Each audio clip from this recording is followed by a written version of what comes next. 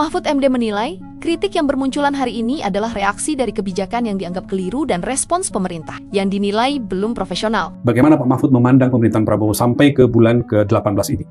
Jadi saya terpisah, Pak. Pertama saya minta Mahfud mengomentari. Apa pandangan Pak Mahfud tentang suara-suara yang kritis, analitik kemarin yang disampaikan oleh beberapa orang yang saya sebutkan tadi itu, dan secara terbuka disampaikan untuk mengkritik pemerintahan Presiden Prabowo. Bahkan sebagian mengatakan sudah waktunya untuk berhenti atau turun. Ya, menurut saya itu wajar saja.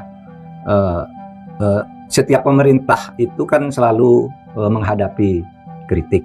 Tidak semua yang dikerjakan itu sempurna, ya. Sehingga kritik harus tetap dibuka. Dan menurut saya munculnya kritik-kritik belakangan ini itu sejalan dengan perkembangan sikap-sikap dan langkah pemerintah yang mungkin memang harus dikritik.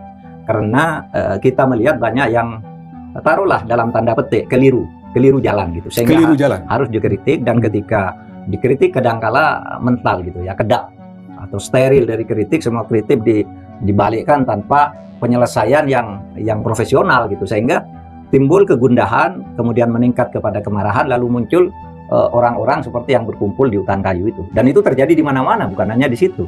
Dan itu tidak apa-apa sebenarnya kalau kita mau berdemokrasi. Dan mungkin kalau situasinya tidak berubah, cara pemerintah bekerja masih seperti yang sudah-sudah ini 18 bulan, ya akan semakin membesar dan semakin membesar yang seperti itu. Artinya secara substansi pesan Pak Mahfud menyetujui pesan-pesan yang muncul itu sebagai sesuatu yang wajar dilontarkan. Iya, menyetujui, dan itu dijamin oleh konstitusi kita, dijamin oleh kesepakatan politik kita. Resultante kita dulu mendirikan negara agar ada yang memerintah, ada yang ngeritik untuk meluruskan gitu. Memang di dalam faktanya, dalam perjalanan sejarah, yang memerintah itu selalu dikritik. Ketika yang ngeritik ini memerintah, lalu dia sendiri banyak juga menghadapi kritik gitu ya, mendapat kritikan karena terkadang tidak sesuai dengan apa yang dulu dikritiknya.